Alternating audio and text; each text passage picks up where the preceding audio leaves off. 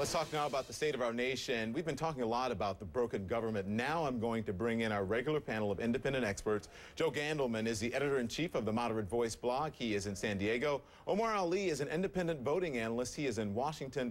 And Nicole Kurokawa is also an independent voting analyst, also in Washington tonight. So you just heard my conversation with 6 retiring House members. Joe, we'll start with you. Is there a role independents can play to help ease the partisanship?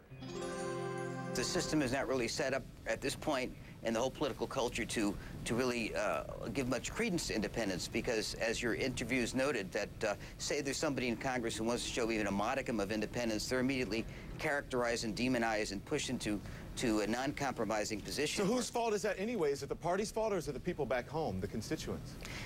It's definitely the constituents, because we have what I call the talk radio political culture that you see in whether it's talk radio or the new media, and so people are insisting on people only want to listen to people that they already agree with and read people that they already agree with. So right, the mindset. So let me ask Omar this. Omar, you know, one of the congressmen talked about gerrymandering, and you saw them talking about civility there. So if it's only people that they agree with, right? They say that they are being faced with that choice because of gerrymandering, because of the way the districts are planned out, and that's part of a partisan way of doing business in the beginning, you know, and so they have to go back home and look at the constituents.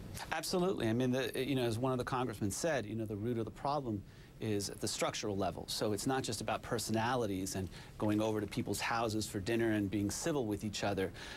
This is in some ways why it's important that independents continue to assert their voices, because open primaries or non-partisan redistricting would bust open the system so that the Americans can actually have a voice and in some ways break through the partisan gridlock. Nicole, do you agree with that?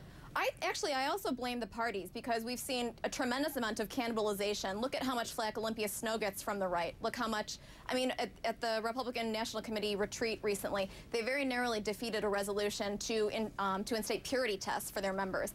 And if they had that, Ronald Reagan would have made it. So, yeah, they are forcing moderates out from their own ranks. So. And as I am talking to you, someone sent in a comment earlier saying, oh, I can't believe these guys are blaming it on the public. And what I'm getting from them is that they're saying there's time for self-assessment for everyone, including them, Omar. There's self-assessment to be made, for sure. I mean, but from the public, from the voter as well. That may be a tough pill to swallow for people who are watching, or for some Americans. Well, I mean, I think voters do have to take responsibility, and it's our job to go and vote for the people we think will advance the interests of the American people as a whole. So, you know, come September and then come November, we'll see what the American people say, and the independent voters are going to play a crucial role, as they've been the margin of victory in a number of key elections, from Obama to what we saw in Massachusetts and the governors. You know, so I think, yes, voters do have to take responsibility. I mean, one of the things that voters are really concerned about, I mean, independents in particular, is the process. It's something that goes to the heart of our national identity. And they said process reform, that's what they need, process reform. They didn't say the government was necessarily broken, it was in need of reform, and most of them said process reform. And there are other things on top of that. So, Joe, we watched the health care summit this week in front of the cameras. What's in it for independents, if anything? Well, I think there are several ways of looking at it. In one sense, you could look at it and say it showed that both parties did have people that were able to talk substance, that it wasn't strictly demonization. On the other hand, you saw the two sides pretty much in fixed positions. So the independents, again, if the independents have to just keep clamoring and pushing, and really this idea that the way the system is set up for years, the consensus was a virtue in American politics, and it's no longer the idea of compromise is considered something of a weakness.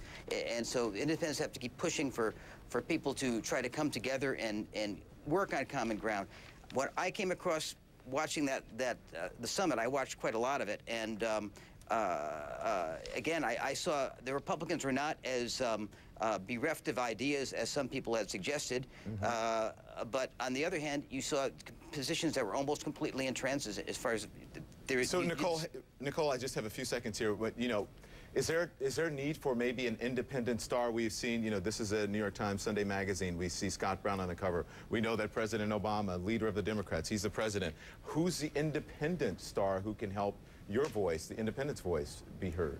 Well, it wouldn't be Bernie Sanders and it wouldn't be Joe Lieberman, but I think the most important thing about the summit is back to process. Overall, The next step we're going to see is going to be on reconciliation. And what worries me about reconciliation is if they push that through, it is going to be an indication from the administration that they don't want independents and they don't want Republicans. They're disenfranchising a huge section of the American public. So I don't know if we need a star, but we definitely need to be involved in the process, period. All right. Nicole Kurakawa, Omar Ali, and Joe Gandelman, thank you.